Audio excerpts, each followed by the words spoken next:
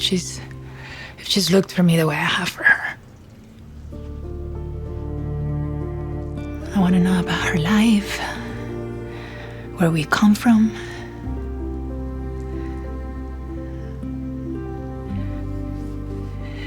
Like, did she know? All right, amazing. So we are here today with Melissa Fisher and Katelyn Gutierrez, who directed and produced Buscando Alma, that will be showing at the Coconut Grove Film Festival this year. We are very excited to be screening this film. Melissa, Katelyn, thank you so much for joining us. How are you doing today? Great. Thanks for having us. Thank you for having us. Thank you for joining. I thought the film was so beautiful and it had such good raw emotion. You could really feel that love between a mother and her child and wanting to reconnect with that family. And it was still really uplifting despite all the challenges that the characters felt. And I actually read, Melissa, in your director statement, you said there were some personal ties to your relationship with your family and then your friends and the community that you have out in Los Angeles. So I was curious, can you speak a little bit more to how this film and this story came about? Absolutely. Yeah, it was originally inspired by a podcast that I had listened to years ago. It's called The Birth Dream by Andy Mara. And it was interesting when I heard it because it struck me on such a deep emotional and almost personal level, which I found fascinating because Andy's story and my life are completely different. We come from extremely different backgrounds and cultures and ethnicities. But there was something in her story that I found so human and universal. I found ways that I could connect to it as both someone coming from a really religious conservative background. My father's a Lutheran minister. And then, as I mentioned, just in that director's statement, I think growing up in that environment and then also spending half my life here in Los Angeles, where a lot of my very close friends are immigrants, I felt in the last couple years that we have been in this environment, both politically and socially, where those immigrant communities have been antagonized, vilified. And I felt like Andy's story brought such a beautiful human and emotional element that I wanted to kind of recreate in our version with Buscando Alma. I felt like we needed to bring more compassion and more empathy to both of those communities. So those were some of the inspirations that came early on for us. Absolutely. And that is so beautiful to kind of bring one of those stories to light. So this is based off of a true story and situation of someone that you had heard about? Andy similarly was separated from her family at birth. She was actually adopted from Korea and then 20 years later traveled back and managed to find her birth family. But similarly, she was trans and was trying to figure out how to meet her family for the first time. And the way in which she's openly, instantly embraced and loved by her mother was just something that brought me to tears. It's so beautiful. And I felt like that was the kind of acceptance and joy and love that we need now more than ever. Yes. For both of those communities, for the trans community and the immigrant community. So it was a story that I kept coming back to this podcast. And I felt like, wow, we need more of that right now, especially with what we're up against within current politics and within our society and worldwide. I mean, these aren't just issues that we're facing in America. These are kind of world spread issues. So, absolutely. Yeah. And Carolina, I know I didn't know as much about your background, but do you feel any sort of personal connection to the story that you worked on? Oh, 100%. Just like Christina on Buscando Alma, I am also transgender. I'm Latina. I'm an immigrant. I have a very strong bond with my mother. And even though I wasn't separated from her at an early age, like Christina was, I didn't come out to my mom after 20 years. So there's kind of like that same, where I just didn't feel seen. I didn't feel like she really knew who I was inside until after I came out to her. And she fully embraced me, just like Alma embraced Christina. So there's so many similarities that I can connect with the story that really allowed me to bring this story to light and do it justice, which is, that was my biggest goal. I just wanted to make sure that Melissa's vision and everyone else's vision came to life through the eyes of Christina. And I think we did that. Absolutely. I do have to say, I think you did that as well. It was such a beautiful film. And I also wanted to kind of touch on it's a more uplifting story within the trans community. I know that is something you had touched on, Melissa and Carolina. You were just talking a little bit about how it took some time to come forward and talk to your family about that. So what does it mean to be able to tell this kind of story where, yes, there are some of those hardships that the character faces, but ultimately it is about that love of a parent and a child and that acceptance? Yeah, I think it was so important for me. It was really interesting in the screenwriting process as well because I had a lot of people who read early drafts of the script and were like, I don't know if it's believable. You know, would Alma instantly recognize her child? Would she instantly accept her? Wouldn't it be more realistic if it was like that? Which was fascinating feedback for me because it told me we're onto something here. Like that's exactly why we need this type of story. Because we have come to expect that sort of narrative, and it's not the kind of thing we want continually ingrained in the public discourse. We want to see films and stories wherein that acceptance and that love comes instantaneously and easy. So I felt like it was really important for us to have the finale like that. Definitely. Absolutely. And Caroline, I'd love to hear your input just about how people saying that story might not be as realistic and pushing back a little bit against this Yeah. uplifting story. What are your thoughts on that? My thoughts are that I'm proof of it. I have a successful story with my family. I mean, I'm one of the lucky ones, and I 100% can say that not everyone has this experience, you know. And I know I have friends that have been pushed out of their homes, their communities, that their parents won't talk to them. They won't even acknowledge their identity. And it breaks my heart. But I also have a lot of friends that have successful stories or hopeful stories because nobody's story is fully written, right? And I have so many friends that have been able to fix those relationships after many years of struggling, you know? So it's not like things just happen quickly. I do think that it is realistic that Alma would accept Christina right away because just like my mother was able to hug me the moment I told her who I was after 20 years, she literally gave me a hug just like Alma did, which is crazy. I'm telling you, this is true story. I immediately remember feeling like a ton of weight fell off my shoulders because my mom could finally acknowledge me as her daughter. And she said to in my ear as she's hugging me, and this is in real life, she said, I always knew you were my daughter. I always knew it. Like there was something in her that just that motherly instinct.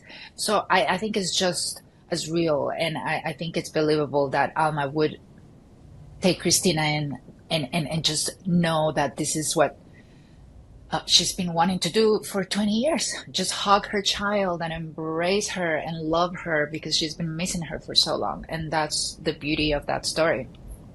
Absolutely. And I Yeah. think that's so beautiful to hear. That hug is just like so reflective of what you can actually see in day-to-day life. I For get some people, chills. I literally have chills. This And is so that real. same It brought me back. yeah. That same element is within Andy's story in the podcast as well. That her mother Yeah. basically told her, like, I know, mommy knew, I always knew. And I think that was what made me so emotional when I heard it the first time. That, you know, Carolina and I are both lucky that we have close relationships with our parents and that we have received that motherly love. But not everyone gets to experience that. And I Yeah. feel like that was the thing that we really needed to put that out there as the narrative. Yep. absolutely. And I want to talk a little bit more about the film. You do have some flashbacks to the mother and child being separated early on and some of those really hard-hitting topics of having to lose a family member to some extent and that yearning and finding them. How did you find balancing that part of the storyline with keeping it uplifting? Because I know that was a big goal of showing a truly uplifting story. Yeah, I think it was definitely a collaboration between me and my co-writer. I met Mayor Flores in a writing workshop during the pandemic, and instantly from her style and her voice, I knew she was somebody that I wanted to work with. She's Honduran American and was willing to bring some of her own perspectives of family separation to this project. And so I knew from the beginning I really wanted to work with her. But I also put it out there when I pitched this story idea to her that I really wanted to bring like love and compassion to both of these stories and try to find a way to find that connection. We did a ton of research, read lots of books, watched lots of documentaries. I myself traveled down to the border and was volunteering in Tijuana with the Refugee Health Alliance, and kind of getting to see firsthand what a lot of these families are going through coming from Central and South America, and all the heartache and all the heartbreak and all this hard work to just try to come and find a better life for themselves and for their families. And so I think for us it was just a matter of trying to find the truth of all of that within the flashback so that it comes from the most authentic place. But always having it tie back to the love between mother and child, that it transcends these decades that they've been apart. Absolutely. And you had mentioned going down and volunteering and speaking and listening to these podcasts and doing all this research. What was the timeline leading up to creating this story and this project?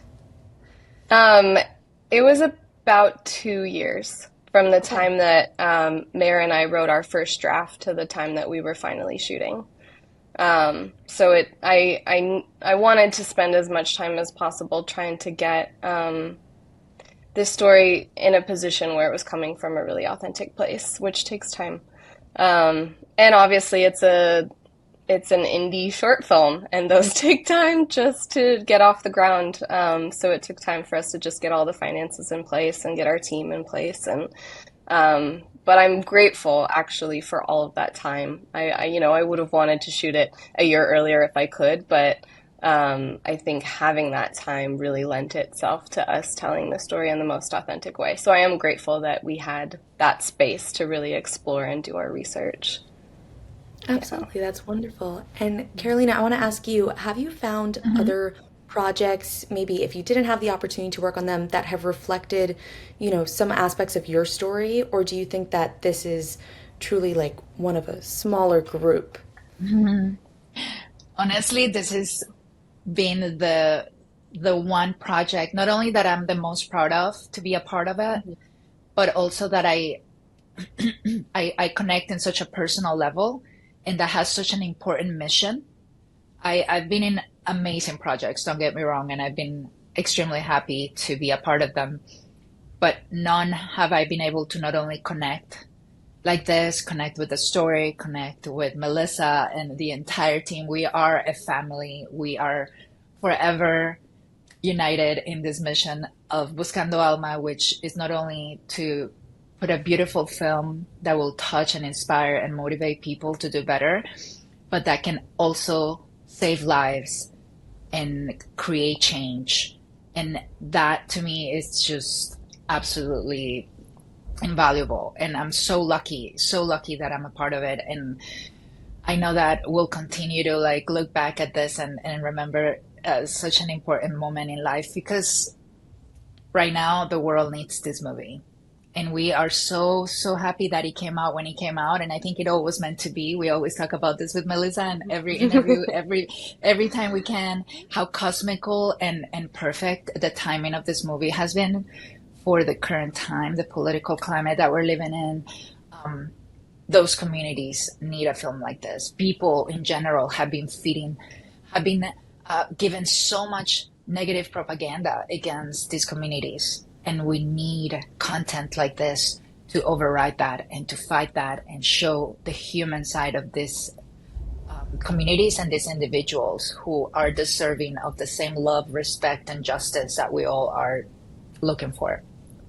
Absolutely. And did either of you feature any form of pushback with this story, either through pitching it or later on with distribution and trying to get people to watch it and see that really impactful message that we want to share? Thankfully, no. I personally have not received. The film has actually received so much love and support, which we're really, really grateful for. So good. We only just premiered it in October, so we've really just started our festival journey within the last couple months. But we received a jury award at an Oscar qualifying festival. So we got to do a whole For Your Consideration campaign and share the film with so many people. And the amount of love and support we've received for the material Amazing. is overwhelming and really inspiring. So thankfully, we've had a really good time putting the film out there so far. Wonderful. Yeah, hopefully it continues. Are either of you looking to share similar stories in future projects or have started kind of working towards that route? We would definitely love to expand this into a feature film. Mare and I have Hmm. already been brainstorming about ways to expand the narrative for both Alma and Christina and what that looks like. And I think it would be a really amazing opportunity to share this project on a larger scale in the feature space. I myself am usually drawn to projects that have some kind of social justice element to them. So I have another project I'm working on as well with similar themes, different concept, but same things that just kind of shed a light on marginalized communities or communities that I feel like aren't often at the forefront of the kinds of narratives that we digest. Absolutely. And how about you, Carolina? Well, along with the feature, which I think is going to be amazing if we're able to make it. So I also have been so inspired by independent filmmakers such as Melissa and everyone on the team, to the point where I feel like I have so much to tell. And I've always advocated for my community in many ways through social media, grassroots marketing, in-person talks, and just being, I hope, to a leader or even just a voice in my community that can represent us in a positive light. But if anything, I feel like now is the time for me to kind of start putting those ideas and those stories down and potentially create my own short film and more. I mean, I was lucky enough that during the process of Buscando Alma, I was given executive producer credit, thanks to all the Well collective deserved. effort. And I was so honored because he really put me in a position of not only getting to learn so much about the industry outside of being an actor, but he really kind of lit up a fire under me that made me want to just tackle more. And I know that I can do it. And I've been in this industry for enough time that I feel like I have the tools. I just need to feel confident enough to put it together. And so yeah, that's kind of what I'm looking forward to. That's incredible.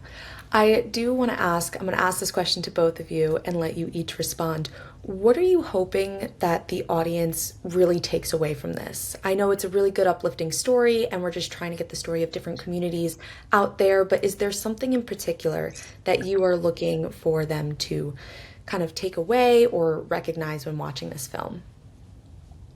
I think for me, just the humanization of both of these communities.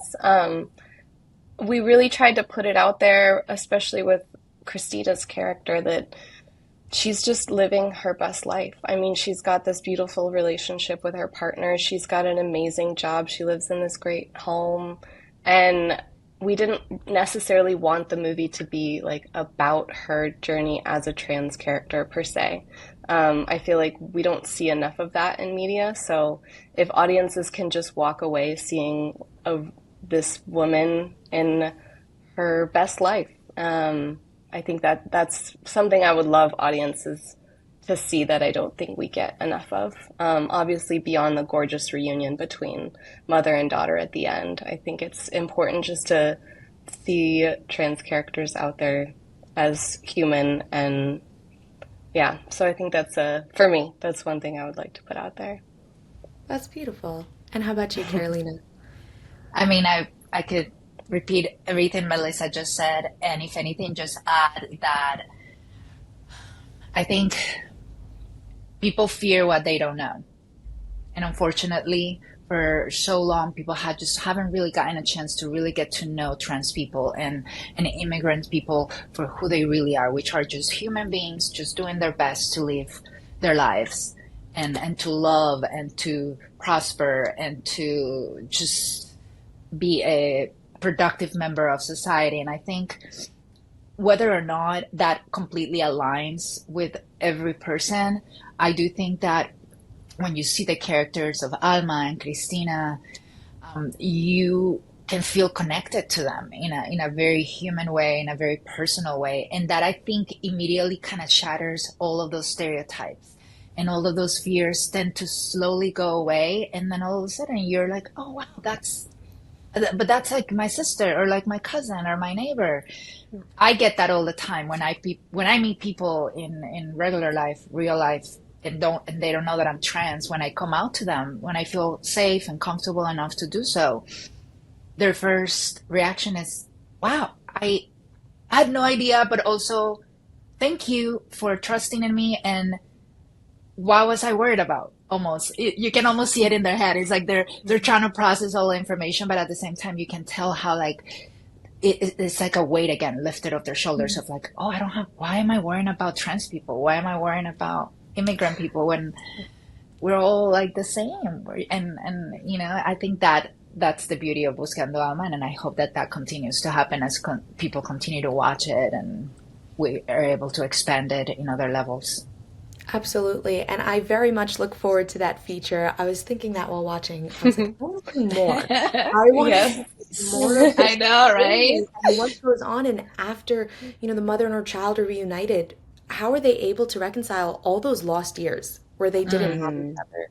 And I just want to go back and touch on your point, Melissa. I loved how the relationship with the partner wasn't central to the story. They were supportive and they were there and helping reconnect with family, but it wasn't the central point. This was about a mother and their child, and I thought that was so beautifully done throughout the film.